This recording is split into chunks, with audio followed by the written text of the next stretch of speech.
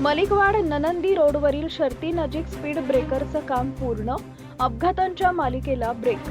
मलिकवाड ननंदी रोडवरील शर्ती परिसरात वारंवार होणाऱ्या अपघातांच्या पार्श्वभूमीवर अखेर स्पीड ब्रेकर उभारणीचं काम पूर्ण करण्यात आलं आहे।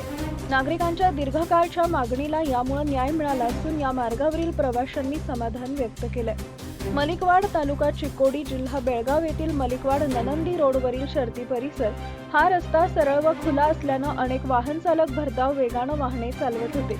परिणामी दुचाकी व चारचाकी वाहनांचे अपघात वारंवार घडत होते। विशेषतः दुपारच्या तसेच रात्रीच्या वेळेत अपघातांचं प्रमाण अधिक होतं। या अपघातांमध्ये काही नागरिकांना किरकोळ दुखापती तर काहींना गंभीर जखमा झाल्या होत्या।